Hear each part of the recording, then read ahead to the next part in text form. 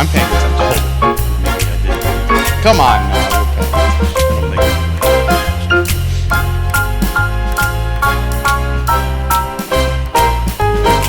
You did get yourself breakfast this I morning did get breakfast before the show. I did. First time I've ever seen you do that. In over 601 shows. Today's Good Wednesday morning, guys. My name is Jerry Miller, and thank you kindly for joining us on Real Talk with Keith Smith. This is like riding a bicycle with my friend Keith Smith. And I got the look. I saw the look. Yeah. I saw the look. No. I have fun with you on this Shut program. up, Smith. No, I mean, Judah was counting us into the talk show. Oh. Keith Smith is not only a realtor, but he's a bicycle enthusiast, and he recently rode 60 miles at an average of 16 miles an hour. Apparently 59.9. No, you did the 60. I did 60. You did I know you did the full 60. did Knowing the- you would never stop before you hit the Look, number. and literally, like in front of Yvonne's house, I rode up and down the block a couple of times until the computer So you hit 60? hit 60. There you go. And did you see your granddaughter? I did. We hung out. Does she like your pop dad? I'm Pop Dad. Yeah. Does she like when Pop Dad is on the bike? She's 14 months. Okay. She just likes hanging out with me, period, because I'm so awesome. You are awesome. There we go. Only kidding. Yeah. I walked in the door and she thought I was Dad.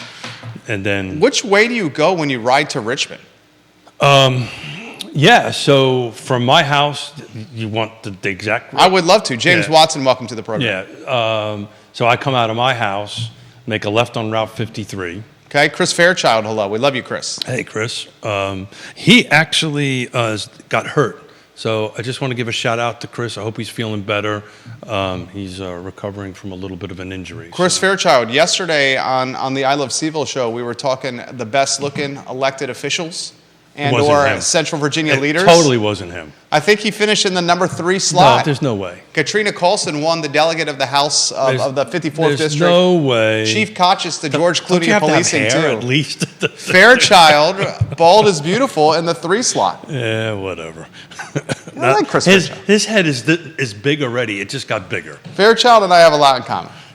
Like I said, his head. Trip is Stewart, bigger. welcome to the program. Catherine Lochner, welcome to the program. Katie Pearl, welcome to the program. Give us the exact route. I am. I'm actually texting it to Judah. I'm emailing it to Judah so he can put it up on the screen and people actually can see it. Mohammed Hassan, welcome to the program. Rob, welcome to the program. Neil, Judah's going to put Keith's biking route from the weekend where he clocked 60 miles. I actually sent you 2 new stuff for today. Sorry to do this to you on the fly. That one, and also if the 5% growth area comes up, I gave you a map that we can maybe chat a little bit about that, so we can give a little bit of a shout out to Neil and his report on a housing red sky. Oh, we morning. talked about that. Yeah. It was excellent. Neil Williamson, you're getting props on back-to-back days on that Free Enterprise Forum story. Logan Wells Claylo, ¿Qué pasa? How are you? It made me actually spend time and go through and look at some new construction numbers, which we'll talk a little bit later.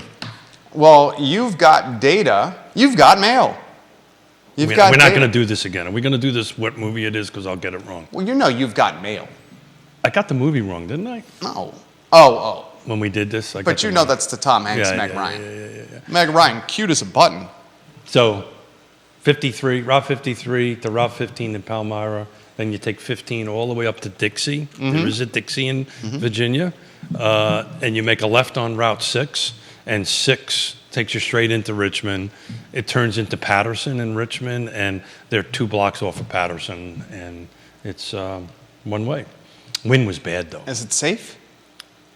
Yeah. I worry about you. Thank you. Do you dress in spandex that's fluorescent?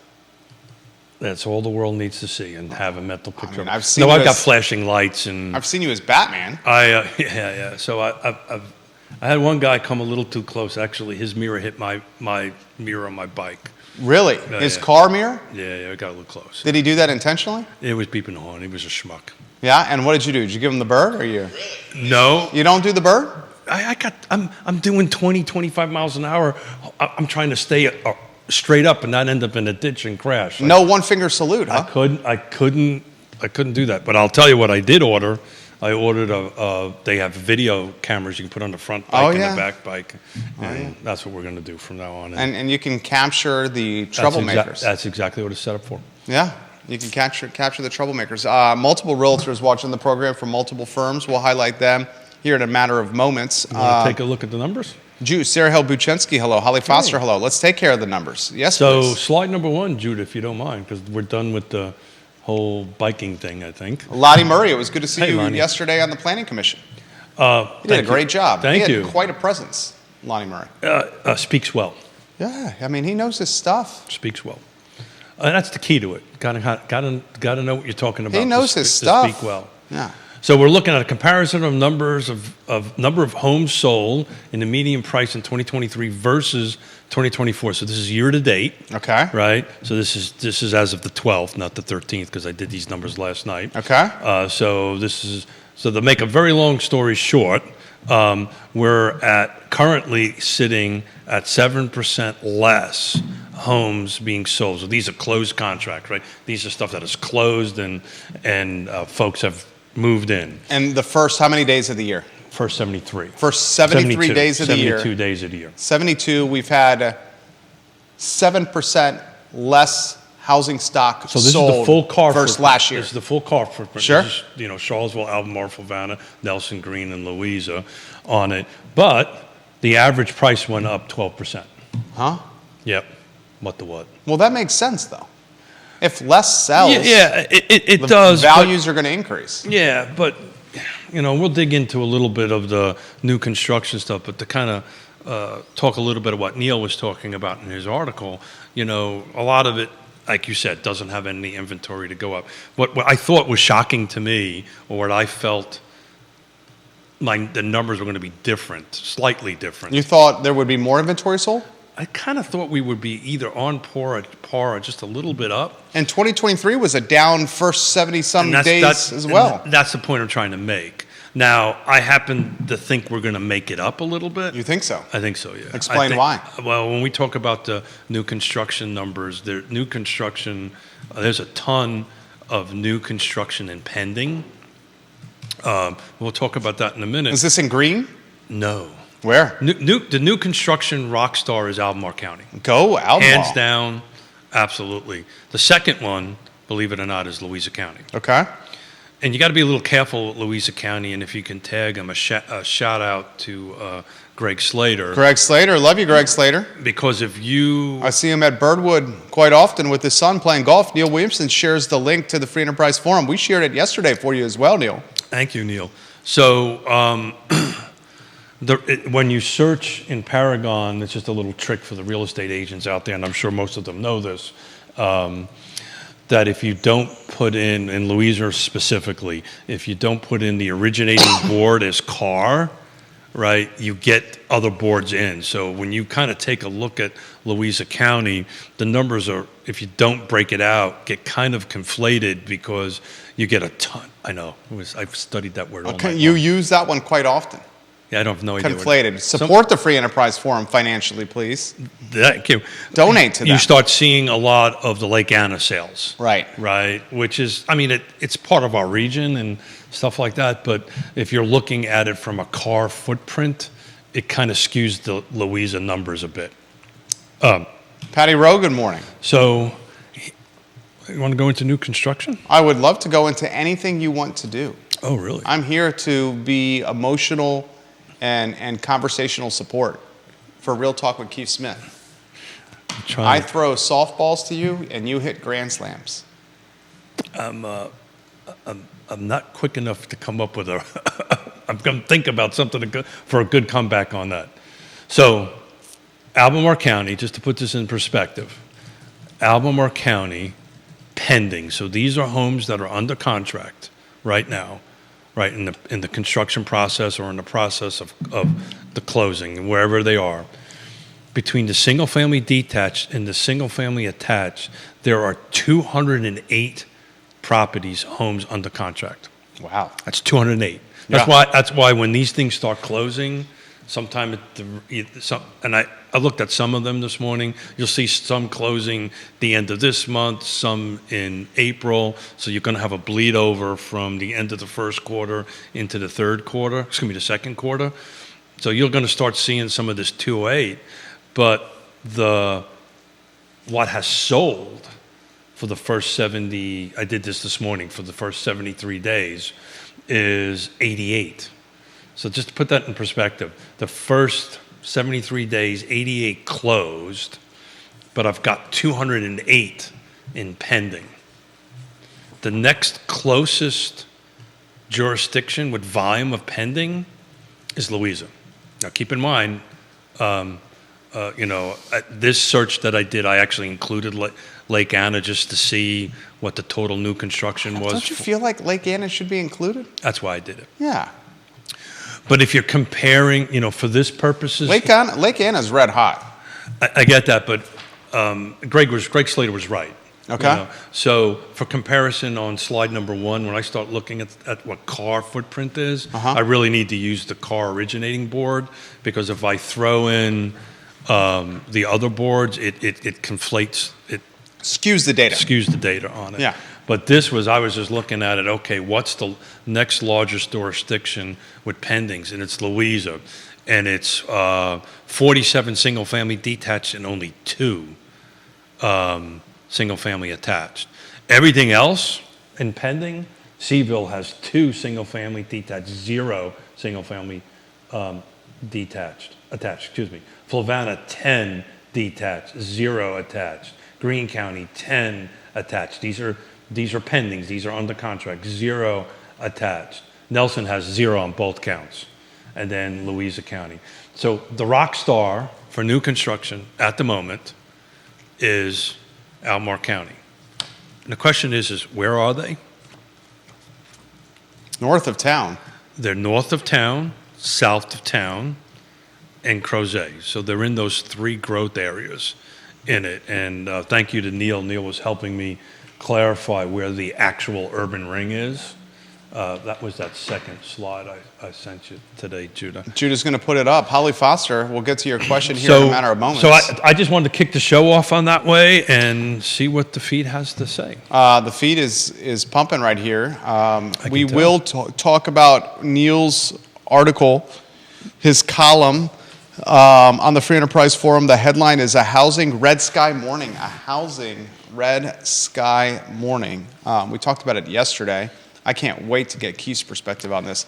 Holly Foster and Henrico is very pleased that you did not give the guy the finger. She said if you had given the guy the finger, he would have intentionally run you off the road. Well, he was past me. Yeah. I was doing I'd have to take a look on my app. I was probably at that point riding about 20-something miles per hour. It's pretty fast. And he buzzed past me doing 60, 70, something like that. So I'm not sure if we hit mirror to mirror, but he was close enough to blow me to the side from the side drafting. Okay. And so, you've got about this much of pavement, and I'm riding on that. Yeah, I'm not that smart. She also asked this question, and this came up on the I Love Seaville show, I think it was 2 days ago. Richmond, Virginia, one of the fastest and hottest markets for selling real estate. In fact, of all metro areas in the nation, Richmond number 5. Number 5, absolutely, yeah. And it's part of why we're expanding our little operations over that way. I started seeing those numbers changing about a year ago because I was tracking them pretty hard because Yvonne and Houston were moving into Richmond, so I absorbed myself into the Richmond market. But to be honest with you, we have 3 or 4 clients now that are looking to go from this area to Richmond. She asked specifically, Keith, is that data point based only on Richmond City, or does it include Henrico, Hanover, and Chesterfield? I'd have to pull up that report. My suspicion is it's the metro region, right? It's kind of like the MSA of Richmond. Like we have a Charlottesville, Albemarle, Flavanna, Nelson, Greene, and Louisa. It's probably the Richmond MSA. I'd have to pull the article up and look at it. I'm going from memory at this particular point. The city of Richmond, much like Charlottesville, is geographically not large. Right. On it. But it's a happen market. Scott's Addition I love. If you've never been down there, Love Scott's Addition. you know, it's Love Jackson Ward. Love Shockoe Bottom and Shockoe Slip. yeah. So it's Love Churchill. but they're having the same problem. Love Carytown. They're having the same issue that we're having here, which is a nationwide problem to bounce off of the housing red sky morning. You know, the short Smith version of this. Let's build more housing. Yeah. So you know the joke about this is a I can't wait to hear what yeah, you're I got to on. clean this up a little bit. So this is I have a feeling Go ahead. yeah. So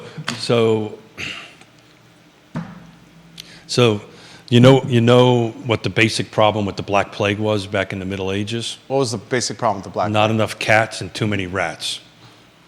So here's the problem. We don't have enough. If you don't have enough building permits, that means you're not building enough homes, which means you're not filling enough folks into it. That was an old Mel Brooks joke, but and he does a much better job than I can on it. So the short version of this, we need more. And this is also talking about more of the 5%, right?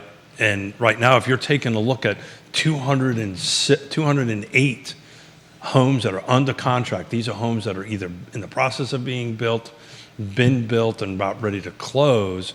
And if you take a look, actually, if I don't bother Judah too much, I actually did create a slide showing where they're mostly going on it. But if you can visualize our region, right?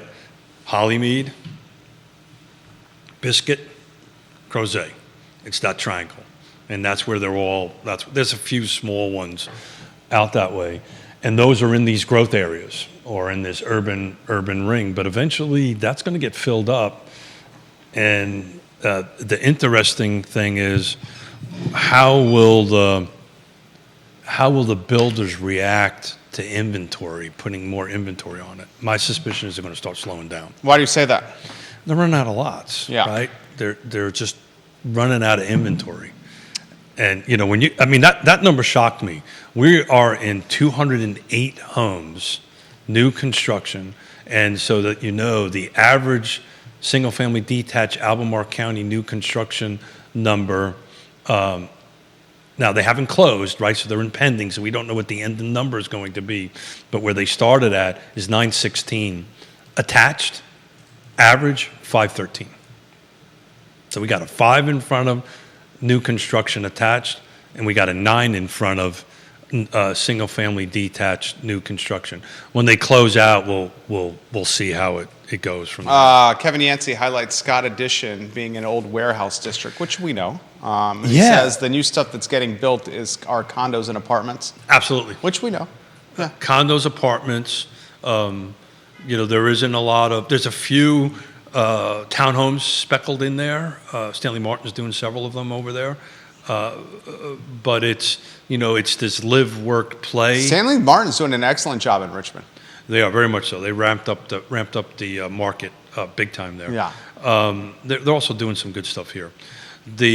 But it's this live, work, play concept that's actually working. And where Yvonne and Houston live, we walk from their place, which is all single family detached, kind of traditional neighborhood, and you can walk literally 2 blocks over and up, and you're in Scott's Addition having a beer and a real good burger or whatever you want. An epicenter of breweries, Scott's Addition. It is, but a lot of it, the Richmond city, if you're familiar with that area, spent a ton of money improving transit. Oh yeah, Right? They did a really good job. and it's very walkable. It's very. I'll tell you, it's walkable. I'll tell you what it's not. Bike friendly. I can tell you that much. Yeah, it's very walkable though.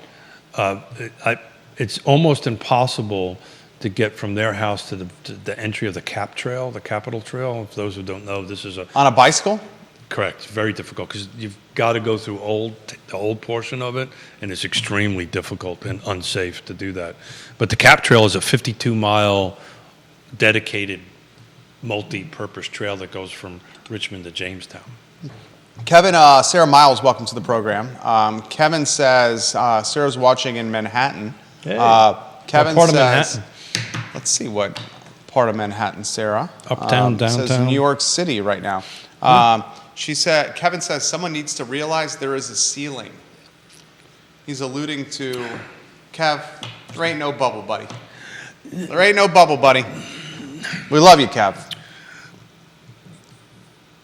And, look at that, huh? And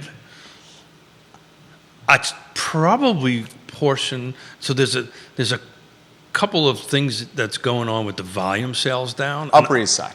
Upper East Side, there Yeah. you go. The volume sales are down a little bit is because the price points are up, right? So the buyer pool is taking a little bit of a shuffle down. But my God, I mean, these are at 7% mortgage rates. Right. So We need to highlight that. These transactions are happening at 7% rates. And I was having this conversation. Who was I having this conversation with? I think it might have been a banker. And the encouragement was, folks, if you're thinking about buying a house, buy it now. well, there's always the right time to buy. Well, this is what he highlighted. He highlighted when rates drop, and the expectation is rates are going to drop, he thinks, in the third quarter of the year. Now, everyone's got a prediction. We're going to break out the crystal balls. I mean, we got them over here. Everyone's got a prediction here. But he says when rates do drop, it's going to be a bonanza. Because there's a lot of people still, for some reason, waiting on the sidelines. And as they continue to wait on the sidelines, they may get lower rates, but they're going to have higher purchase price. Absolutely. And I actually created a spreadsheet to help clients with this on it to determine, if I wait 6 months and let's say it's down a half a point, I'm up 12%. Now this is across the board, right? This is a cross car. This is across car, right? Yeah. I didn't take a look into jurisdiction by jurisdiction by jurisdiction, but just across the board, first this is 72 days, we're up 12%. That's average. Excuse me, that's the average. I think the median's a little bit lower than that, but I was just looking at average at the moment for this purpose of this slide. So if you waited, you're now, in theory, paying 12% more. I'm not that smart, but I'm pretty sure that's more than what it was. That's more. That's more. That's more. That's So, more. I mean, when's the time to buy? Now's the time to buy. It's always time to buy. But look, buyers. You've come prepared. The viewers and listeners are responding favorably. Go ahead. Well, I take all. You do work. All sincerity. Yeah, he prepares. I take this very seriously. I know you do. And it makes you a better realtor. It makes me better at what I do. Yeah. Without a doubt. Because I have to look at this stuff. And, Genovese Sucia, welcome to the program. ooh, where's she from? Let's see. Genovese is from. That's a beautiful name. I don't know where Genovese. Genovese, let us know where you're from right there. She's a beautiful dog. Is this a Scottish Terrier, That's Judah? a beautiful first name. Is that a Scotty? I don't think so. No? Fantastic dog. So I do. I'm looking at it real quickly because I haven't done it this morning because I've been busy doing some other things. But we last 7 days going back, we've got 84 that came on, so that's good, right? We have 84 new listings. I haven't seen 80s and 90s in a while. in a while, Yeah. right? But how many you got coming off? 86. Yeah. Yeah, so we're close to balance. Right. If you're looking at it from that perspective, and 63 went last 7 days sold on it. So look, it's back to buyers and sellers are kind of in the same boat right now, right? What's the boat they're in? The boat. Can't wait to hear this. The boat is: do I have to sell? Do I have to buy? Right or not? That's the boat, right? And some sellers don't have to, because of these myriad of issues we've been talking about, don't have to sell, right? Low interest rate. They don't, their life circumstances don't dictate it. And even if they are considering selling, they don't really have to sell. Well, that's the point I'm trying to make. Therefore, they don't have to buy. Right. Right? Therefore, we have a stalled market. Except for the people that have to sell, right, and have to buy. And those are where the transactions are happening. That doesn't mean that either not having to sell and not having to buy aren't doing transactions. But my suspicion is if you were to really talk to everybody and talk to the individual buyers and sellers, there's some level of have to, right? I want to retire, right? I want to be closer to family. These are have tos, right? And when you get to be a little bit older, those have to requirements become a little bit more important. Sure. Then, Well, you got FaceTime. Pardon? You got FaceTime. FaceTime is awesome, but there's nothing. FaceTime keeping a home in the acres at Lake Monticello from selling? Oh God, stop! From being listed? No, Keith is. We know. Keith We know. is. But that came up at dinner last night. We took a set of clients out to Tavola for dinner. You at Tavola? Get out of town. That's what we do. We instead of sending housewarming gifts and stuff like that, we like to spend time with our clients and enjoy a meal and a conversation and get to know folks. Carol Thorpe, welcome to the show. Hey, Kyle Carol, how are Miller, you? welcome to the show. Catherine Lochner, hello. Katie Pearl, hello. Hey, Scott Katie. Aaronworth and Virginia Beach, welcome to the show. We love you, Scotty Aaronworth. Talk about Virginia Beach. Virginia Beach Trip Stewart, the real estate investor. is also like a Richmond. They have done a 180. I don't know. When was the last time you were in Virginia Beach? It's been a long time. Yona and I went there for Christmas, actually Christmas Eve and Christmas Day. Where'd you stay? At the Cavalier. Yeah. Down there. But they redid that whole section over there. There's a cute little part of Virginia Beach that's turning into this artist hub. Great coffee places, great restaurants. This kind of downtown vibe is happening down there. So Virginia Beach has done a bit of a 180 over the years. You should take the family down there. It's a lot of fun. Comments continue to Yeah. come in.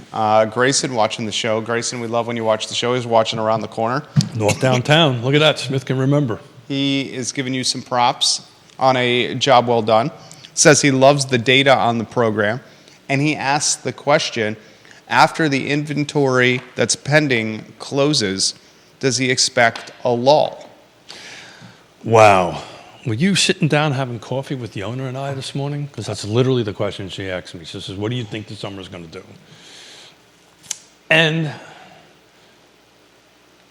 historically, the answer would be yes, right? Historically, you get this summer lull, right?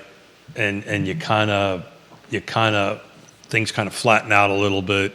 And then somewhere at the end of August or so, beginning of September, you start getting this surge, this September, October, November surge.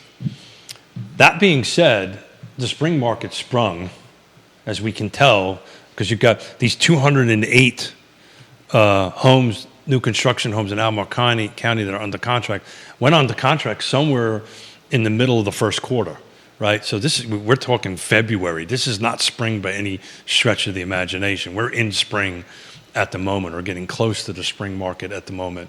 So, I don't think there's any rules anymore on this stuff. I think, kind of COVID just changed that, I think, going forward. Might be wrong. But back to Neil's thing, if you don't have enough units coming out of the ground, you don't have enough inventory in there, it's always going to be probably pressure on inventory and pressure on prices. This from... I got to be careful how I make reference.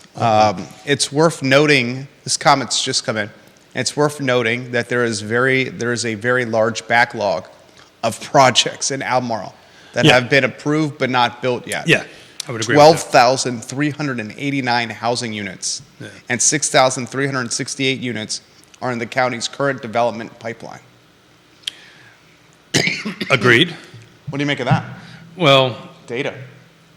yeah, so that requires a deep dive into each one of the particular subdivisions and units and where they are. Are they entitled or not? And if they're entitled, they have a 5-year window before they have to do something. Otherwise, they have to go back. Just for a little bit of note on entitled, these are full site plans, approval, right? Bonded, ready to go. They sit on the shelf for 5 years. So there's a lot of projects probably behind that hasn't quite come in yet. If the inference is that there's going to be 12,000 new units coming in the ground in short order, I would think that's probably not going to happen. I think a lot of them are just either falling off on the wayside or not fiscally feasible, don't ever get off the ground. There's a large percentage of that. But this would be a great question, which I will follow up on that. I'm not going to be here Friday. I'm speaking up in D.C. on Friday. And we'll follow through that for next Wednesday. I'll talk to some of the folks at the Albemarle County Planning Department and find out what actually is site planned and ready to get triggers pulled in Albemarle County. And as we mentioned yesterday, guys, I will be in Charleston, South Carolina for a long weekend, leaving Friday morning, staying Friday through Sunday, actually in Folly Beach, which I'm very excited for. What are people going to do without us for a whole? I'm going to very much enjoy my time in the beach. There you go. This from Deep Throat. Neil, he's pushing back a little bit on your story, Deep Throat is. He says you cannot always rely on the National Association of Realtors data. He says it's data generally motivated for a reason. He says when you're looking at BLS jobs data on a year-over-year basis for a given month, that's not good practice for this sort of study. So much of the BLS establishing survey jobs estimate is model-based voodoo. It is not precise. It also suffers from the fact that you can have people holding multiple jobs, and in fact, that has been one driver of job growth recently, more people holding multiple part-time jobs. Furthermore, Deep Throat says, and more broadly, people need to look at the underlying study, check out some of the Redis MSAs. They are places with moribund housing markets. Do you think Syracuse, New York is a cooking housing market? Troy, a cooking housing market? How about Trenton or Camden? All showing a worse ratio than Charlottesville's MSA. The point is that for some housing markets, there is no housing production because the housing market is weak, regardless of the addition of jobs. People need to understand the studies they are citing and their limitations. And I'm going to offend who wants to live in Jersey? But that's a different story. How about upstate New York? Yeah, upstate New York is upstate New York. But the where matters, right? Location, top 6, right? Location is always the key, right? If you go to downtown Richmond, they're building like heck. I think, from my perspective on it, from helping people with one of the 3 keys of trip around the sun, right? One of the requirements, which is shelter, the other is clothing and food. The numbers, I mean, I'm in the field every day. The numbers don't lie. There's not enough houses to buy.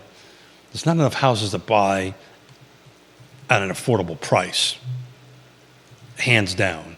There's still not enough houses to buy, period, on it. And, when you've got 208 homes, new construction homes, in the pending queue, waiting to close, and the number for the first 73 days in Albemarle County was 88 sold, that's a huge jump. So that means a lot of people wrote contracts in February, March, for closing somewhere in March or April.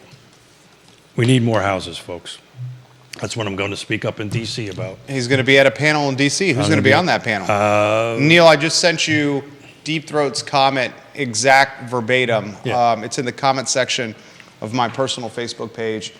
A man, Deep Throat, who very much studies the data like we all do. He studies it very close. Eric Parker, welcome to the broadcast. It's a bunch of affordable housing geeks like myself talking about land trust models and stuff like that. So I was asked to come up and speak about our land trust model. Driving up. This is how passionate the man is. Driving up to D.C. to speak on a panel and then driving back down. Yeah. I'm going to see what his mood is going to be like as he's navigating the Beltway heading home. Oh yeah, sure. I may be able to do what I didn't do on the bike. We'll see how it goes. It depends on people. I become a different person when I start getting into traffic. Brandon Harrop, a real estate photographer, Hey, a very talented real estate photographer, says, from a photographer's perspective, spring has begun. Yeah. My schedule has filled up with photographing, shooting homes ready to hit the market. I usually do not get this busy until April. Yeah. So back on to slide. Brandon, you're very good. Very good. Back to slide number 1, right? So that's why, I think when we do this same slide 30, 60 days from now, I think you're going to start seeing inventory year over year pick up. So I think this is just kind of a bit of a lull, because I know for a fact we've got 208 new construction units that are going to end up on this slide at some point going down the road. So we shall see. I was just very surprised. We were, based on the vibe that's been going on since January, the feel of the pace of people moving and back and forth and houses coming on and going off. I did not expect to see 7% lower. James made this comment yesterday, Mr. Watson, and when Mr. Watson leaves the comment, I make sure to read it. That's my brother-in-law. It is your brother-in-law. He's a very knowledgeable individual.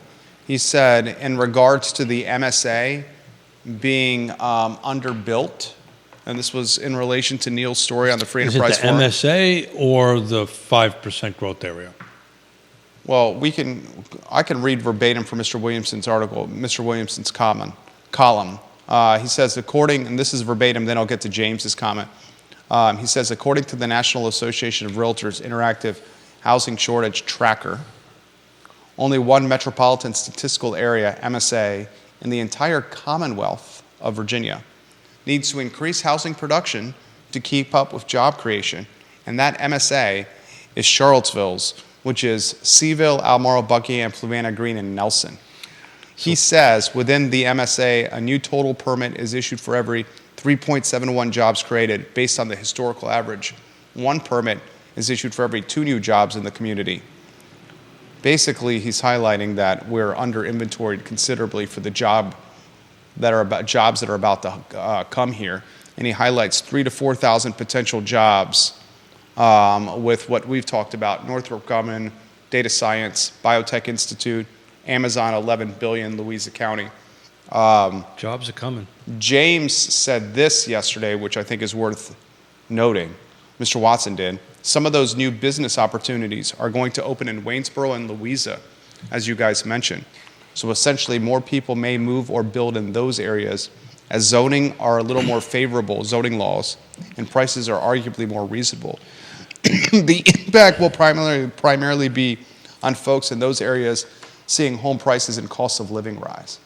So back to that. Do you think, I got a serious question for you in regards to Mr. Watson's comment. And Mr. Watson is as astute and knowledgeable as anyone. He's got a degree in this stuff. I know he does. Do you think these Neil estimates that it's 1,000 direct jobs, 3,000 indirect jobs. That's a conservative number. I've heard that number could be as high as 8,000 with Amazon, Northrop Grumman, Data Science, Biotech. I heard 8,000 high. Let's split the difference and say it's 6,000. 6,000 incremental jobs and citizens moving to the area, 6-figure gigs. Do we think those 6-figure incremental citizens are going to live in Waynesboro and Louisa? Or are they going to choose to live in Albemarle, where there's more amenities at their disposal? Or Charlottesville? Let me see. Nope. I thought I was wearing my Captain Obvious socks. Are you wearing socks today? I'm not wearing socks. I'm wearing socks today. Thank you for sharing, but I'm wearing socks today. I don't need to know if you're wearing underwear today. Thank you. Okay. Thank you. Appreciate that. Yeah. I'm here to help. Judah's chuckling over there. Yeah. So, Jerry, they're going to have to live somewhere. And they're going to have to live where the product is, the availability is at the price point that they can afford. Okay. Well, if they have 6-figure plus, the situation is the same, right? But look, to your point, first 73 days. So you mentioned earlier, I'm focusing on new construction because that was the work I was doing this morning. So single family, just focus on single family detached homes. First 73 days, Albemarle County sold 25 of them. The average sale price, so this is closed numbers, so these are real numbers, is $863,000. So there's 25 single-family detaches sold in Albemarle County at $863,000. The next largest jurisdiction is Louisa. The other ones are all in very low single-digit numbers. Okay. Is 15. So it's not quite 25, but it's awfully close to that at 15 at an average price of 445. So my point is that, and part of this happened from a conversation I had with the two Louisa County Board of Supervisors at the Thomas Jefferson Planning District Commission last Thursday. One of my favorite boards of supervisor in any jurisdiction is on the board Fitz. of Louisa. I It's love Fitz, Fitzgerald yeah. Plans. I don't get to see Fitz that often. I've I known him wish- for 2 I decades. wish I did. He's not on the commission. Proud to call Fitz a friend. He's a good man. He's also a fellow Marine. Yes, he is. So my point is the conversation at the table about, because we do these round tables and each jurisdiction talks about what's going on. So there's an actual conversation going on about how do we tamp down all this new construction in Louisa County. Literally, that was the conversation. The other conversation was pickleball, which was weird. I didn't quite get that. But Pickleball's great. I get that, but apparently it's raised up to the level of the Board of Supervisors and It's and because of the planning. noise, right? It's exactly right. Yeah. That's exactly right. It's the noise on it.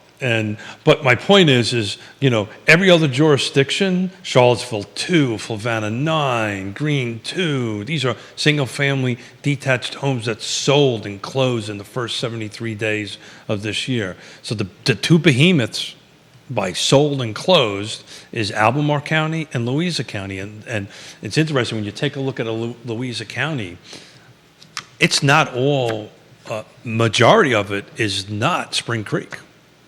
Majority of it is these single-family detached homes all throughout the Mineral, Bumpus kind of area of this middle of Louisa County. It's close enough to 64 you can get to it, but what you're seeing is all these single-family detached lots getting cut up on state roads, which is from a development perspective the low-hanging fruit. It's easy, right? You get 100 acres or 1,000 acres or whatever it is, and you have a certain amount of state road frontage. You just cut them up into 2-acre lots, and that's what you put a well and septic on it, and you build a $400,000 house. Randy O'Neill watching the program, he says New Kent is rolling with development. Yep. New schools are already overwhelmed. Yep. This is from Mr. Spradlin, and he makes this comment. Jerry, on your 12:30 show, you broke the news of Spring Creek Golf Club getting sold to an out-of-market buyer from Herndon. You should bring this up as you're talking of Louisa County and how it could impact that neighborhood. So I'm not a golfer, so I'm probably the wrong person to talk about that. But I do live in a golf course community and have since 1987. You have. Would not know which end of a golf club to hold. Okay. Usually you hold a grip. There you go. Yeah. Thank you. I'm learning. I think my biggest concern would be, is it profitable enough for the company to actually make money? What I know about amenities, because I've done enough developing in my life, golf courses usually don't make money. So I don't understand what they usually don't. I mean, Google it, and somebody who can contradict me. Well, what do you characterize as the golf course? Just the actual playing the 18 holes? The whole golf course is an amenity. I think. I mean, Golf has had a resurgence it since has COVID. since COVID. Absolutely. Yeah. Prior to COVID, That's you it. couldn't see a new development come in with a golf course, and now golf courses are come up. But do they make money? I can tell you, Lake Monticello ones don't. I know that for a fact because I look at the budget. So I'm using that as my litmus test. So I don't know how true that is across the board. But Dice No, Hammer, no shade at the Lake Monticello golf course. No shade at all. is it a good one? I don't know. It's okay. Yeah. Okay. Yeah. But it's got 4,500 lot owners to It does. to support it. it. Right. To offset it. If Dice Hammer sold, We should get Dice Hammer on the program. if Dice Hammer sold the pro shop, it was for a reason. I don't know what the reason is, but it was for a reason. And either it wasn't making any money, it was too much liability, or he wanted to get rid of it to somebody else do it. But there was a reason for it. Well, what do you I think? don't know what it is. What do you think the impact of Spring Creek selling is on the houses in Spring Creek? I think it has zero impact. No impact. Wow. What impact would it have? You're talking about I buy this and all of a sudden I don't know, what is it called? Green fees or whatever it's called? I think they're going to look to raise, to increase profit centers by charging more. Okay. I think it's going to become less affordable. The thing is, and I just don't know enough about Spring Creek's, Lake Monticello's I intimately know, Spring Creek's HOA documents and how things are connected, right? So, if it's not owned by the association and it's not making money, The golf club is not. because it just got sold. Yeah. Right. For a company out of Herndon So is that it? owns like 30 some other clubs. Yeah. So, and maybe The club in Glenmore is not owned by the association. and if you're short Yeah. with money, who do they go after to get money from? They assess the members. There you go. Yeah. There you go. Special assessment. There you go. So if it's been carved out of the association, and I know less than Is zero. Lake Monticello's golf club owned by the Yes, HOA? Yes. Wow. It is, yeah. So I don't know. So if they carved it out so that it's not owned by the members, the association members, it's owned by some new company now, then it's on its back. Now, I think I'd be more fearful of that company going out of business and having an abandoned golf course in the middle of my And I think community. that's what Mr. Spradlin's Yeah. asking here. And I know a little bit about this because I represented a client at Laurel Ridge in Palmyra, which was a golf course that turned into now of green pastures of stuff. It didn't go very well. It's a long story. So, James has this comment. but I know if we want to talk biking or fishing or boats and stuff like that, I could do that. But golfing, I don't know much. He about. says those new people will definitely put pressure on Charlottesville prices too. But due to the small number of resale options, I'm thinking that those areas will attract, that are attracting these companies, will see some cost of living impact. Yeah. So Louisa has a nice proximity to Short Pup in Waynesboro, has a nice proximity to Stanton and Charlottesville, and it's 30% less for a home. I just recently sold one new construction in Mineral. It was a little shy of 400 grand. It took me from my house to Mineral 45 minutes. From Mineral to West End, Richmond, 45 minutes. I can drive from my house directly up 64 to Richmond in an hour. So I actually added a half an hour to go up to Minerals. That part of Louise is kind of hard to get in and out of. Not hard, it's just you got to do country roads to get in and out of, but it's where the prices are, right? It's where you can afford it, and that's what people, if you want a single-family detached new construction home, that's kind of where you got to be looking these days at that price point. Comments are coming in fast today, and we appreciate the viewers and listeners here. I will say this. I am more cautious that these, call it 6,000 new citizens moving to the area, will choose Waynesboro or Louisa to purchase and buy So their homes. I think they're going to be you're going after coming Albemarle in- and Charlottesville. You're coming in from wherever, you, your wife, and 2 kids. I mean, you could move to Keswick, which is 10 minutes from What are you going to buy? Louisa. What are you going to buy? Well, I mean, You, it's going to put pressure on the folks living there, your as wife, James said. and 2 kids are moving from wherever to take a $100,000 job, $150,000 job. Yeah. And you've got to start next month, 2 months from now, 6 months from now. As you get closer to that start date, the where you're going to put your family, Yeah, you become a little bit more desperate. you become less, your top 10 items start becoming 3 or 4. And location is always number 1, right? And, where are they even going to rent, right? I think you're going to see a higher pressure on rent, right? Because there's just not enough rental options, but they're just going to be putting a ton of pressure on everything. We need some more building permits to be issued. We need to put some more product in the ground for these folks to buy, for you, your family, and your 2 kids to buy. They'll go outside the rubber band. They'll go to Fulvana. They'll go to Louisa. They'll go to the other side of the hill. It's what they've been doing, Jerry, for forever. Seth Liskey, the real estate investor watching the program right now. Good morning, Seth Liskey. Todd Raff says, Keith, Hey, Todd. I own a golf course in Western New York, and we make money. good for you. It's a buddy. hard business, especially up in Western New York. Because you only get to play so many But you months. need to make it a destination for all. Yeah. But we make money. Congratulations. I just want to preface, I know zero about, that my only experience of golf courses is Lake Monticello. So Yeah, I know I will say this, that many of the clubs around Albemarle are also quite popular and because there was making money. Yeah, I mean there was a period of time. Long, Initiation fees are going up around these areas. Yeah. Well, so Considerably up.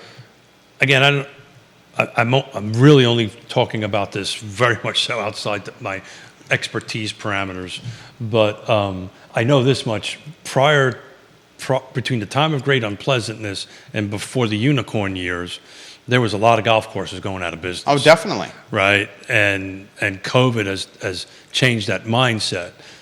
Maybe at some point it goes the other way. I think the concern about Spring Creek is probably a valid one, because if this entity goes bankrupt, this makes me think of Lake Monticello Service Authority in Aqua, Virginia. Because that's what happened. Lake Monticello sold Aqua. Very much been in the news lately. Yep, like Lake Monticello Service Company to a company by the name of Aquasource, which was an Enron company, which went bankrupt, and then Aqua Virginia came in and bought it. My point is, you could potentially go down this road. What happens if golf all of a sudden goes like it was between the time of great unpleasant and the unicorn years, and all of a sudden it becomes not profitable? And I would hope, And I think that's what Mr. Spradlin's getting to. well, I would hope that the folks on the, They would have to. yeah, you think they did? Well, go ahead. Finish your thought. No, because we're thinking the same I think thing. I'm finishing your sentence here. And Yeah, I'm yeah. sorry for doing that. No. I think we're thinking the same thing. My hope is that Spring Creeks Association has a first right of refusal. I would hope to God. That's what I was going to get at too. Yeah. If they have that, then I feel a little bit better about it. Yeah. They also got to have to come up with the money. Right. Right. But the first right of the right of first refusal is paramount for preserving value, because if you have an 18-hole track course that's out of business, that's going to impact value. And it's your major asset. It's your major amenity. Amenity. Yeah. Lake Monticello, has other amenities, right? Right. It would be not good, I think, if the golf course went belly up. But in Spring Creek, that is the amenity, right? That is the primary. It doesn't have a 500-mile shore lake. It doesn't have water skiing. It doesn't have. It does have racket sports and a beautiful pool. I got that, but most Have people it on the James. It's most quite people go awesome. to Lake Monticello because of the lake, right? Yeah. On that end of it, not because of golfing. One of the viewers and listeners is playing devil's advocate with you. Is it necessarily a bad thing if the houses are in Fluvanna? That means Fluvanna has to pay for schools, police, fire, water, and sewer, and those people will still shop in Charlottesville and Albemarle. From a budget revenue perspective, it's not necessarily a bad thing. And he's talking about the new homes that are in the pipeline.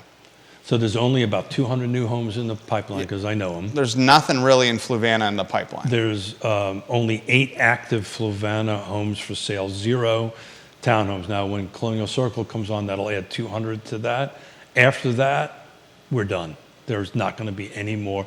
So the pressure on pricing in Fluvanna is going to be even greater. Significant. Even greater, yeah. Yeah, even more significant. Louisa at this point is a little bit more, because Greene County and Louisa, not to get in the weeds, but it's by right agricultural development code is a little bit more forgiving to development.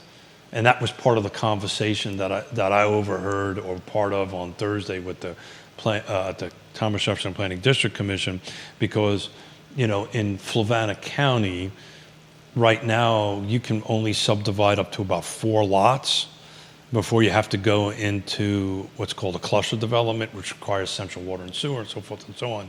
So the by right development in Fluvanna is a little bit more restrictive than it is in Louisa. Louisa, you can still do the old school 2-acre subdivisions, private roads and all that kind of stuff. You're still allowed to do that in the by right environment. Same thing with Greene County, a little unknown fact, Greene County has a pretty high by right density allowance in the more than most jurisdictions. In the so you'll see Greene. I'm sticking to this. I'll bet a bottle of bourbon on it. I think you're going to see Albemarle County's new construction start either leveling off. It's not going to have this rocket that it's been having for a while, and then you're going to see Greene County be that rocket. I know for a fact because I'm tracking it hard. I'm not taking that bet. Yeah, and You're right on that. and then I think you're going to see Louisa being in the number 2 slot, depending on how they decide to tweak their ordinances or not. But at the moment, you're definitely going to see. I'm talking about 0 to 5 years out. You're going to see Greene County, I think, start eating through quite a bit of what it's got in the pipeline. These are projects that are either fully vested or about ready to get fully vested. Johnny Ornalis, welcome to the program. Dean Russell, welcome to the program. Thank you kindly for watching us. We appreciate you. Sandra, Peter Krebs, welcome to the program. Lisa Costello, welcome to the program. Georgia Gilmer, welcome to the program. Aaron King, welcome to the program. Jennifer says the show's been fantastic and full of knowledge. Thank you. This comment comes in from Mr. Rath. He says neighborhood golf courses that I know of, Todd says, need full membership participation per household to be a quality club. Social members at a minimum. So what That is is one of the mistakes that some of the clubs around here have made. so if I understand the statement correctly, If you're going to buy a house in the neighborhood, you have- have to be a member of the got club. it. So Yeah. Lake Monticello does not have that. Glenmore does not have that. Yeah. Spring Creek does not have that. Correct. And the more successful, because they're subsidized, that's how that's how the clubs are subsidized, right? Well, if you have more membership, you're going to have more money. Yeah. So you would, and certain clubs. Farmington does not have that. I'm not a golf course It does not. person. So I don't know of I don't anybody. think Keswick does not I have don't know that. of any. Yeah. So Kings Mill did not have that where I but grew the up. offset to that is connected to the HOA, and if the Well, that's one thing we should highlight. Some HOAs do own the club. Not all of them, though. correct, but the ones that are owned by HOA, if they end up in a problem, they can always do a special They assessment. can do a due special assessment, which is a lifeline. Which is a lifeline, and it depends on how. I mean, this is going into the weeds. It depends on. That's a great topic. It depends on how the HOA documents are written. It depends on how the coverage and restrictions are written. Lake Monticello, at the end of the day, to do anything requires a majority vote of 4,500 lot owners, right? Which is very challenging. Yeah. You can't get them to decide that tomorrow's Thursday. Nevertheless, do that. And we've seen that recently. Well, because they're going to try to increase the dues in a vote, and it's just not going to happen. Right. And Holly reminded me of this last week. I grew up in Kings Mill in Williamsburg. Anheuser-Busch used to own Kings Mill and the club. And when Anheuser-Busch divested its ownership of Kings Mill and the club, the new owners made it much more restrictive for residents that were non-members. Sure. So I mean, that's Much more restrictive. I mean, it's a business model, right? They try to create more profit centers. Yeah. Yeah. So look, it's it'll be interesting to see what happens with Spring Creek. I mean, if this is a large corporation, it sounds like it is. They have 37 clubs. Yeah. So it sounds like a large corporation. So the problem is, it a public company or a private company? That's a private company. Yeah. got it. Yeah. So they can't. If it was public, they can go to the street to get some capital, and they can't. If it's private, they can't. Heritage Golf Group. Yeah. So acquires look, Spring Creek. my hope is somewhere in. Because that's a massive neighborhood, Spring Creek. It is, and it's got about 600 more lots to give yet. So my hope is that the association at least has buried in there somehow a first right of refusal if this thing goes south on it, that they can at least buy it back. Might be too stiff to buy back, but that would not be a good thing if that ends up getting shuttered. Well said. Keith Smith is in D.C. Friday. Ooh, yeah. The show was fantastic. Thank you. I had a lot of fun. Friday, speaking on a land trust Land panel. trust models. It's a small little panel that we're talking for a couple hours about the land trust. I will be soaking up vitamin C in Folly Beach. on Friday, or D? Saturday, and Sunday. Is it D? D. D is sunlight, Yeah, I'll be soaking up vitamin. You could- I probably will be soaking up vitamin C too. which would be the The vitamins. I Or- take one every day. or your orange juice with vodka in it. Yeah, very well could be doing that as well. So safe travels. Thank you. I'm looking forward to seeing you next Wednesday. This is always a lot of fun, and Today's show is an easy peasy, Sunday breezy. yeah, and I'm trying to put together for next Friday. Oh. I've been trying to put together this Greene County roundtable with the planning director and the economic development director, and we just not been able to get schedules put together. And this would be a really great conversation to have. What we just had today about what do they have in the pipeline.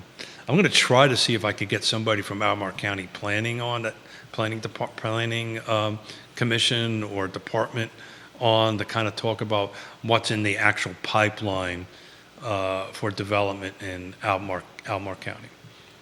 But have a safe trip, my friend. Thank you. RealTalkWithKeithSmith.com. Support the partners by Please. clicking the partners tab. The vetted, trusted advisors in the supply chain we call real estate. On Real Talk with Keith Smith, click the partners tab. The businesses you can trust. Keith's been in this game since 1987.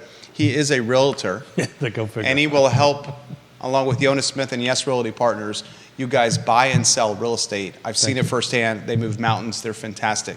Keith and Jonas Smith of Yes Realty Partners. Judah Wickhauer, Keith Smith. What are you going to do Yours truly. Friday, Judah? I'm trying to persuade him to host the I Love Seville show solo. You will not do that?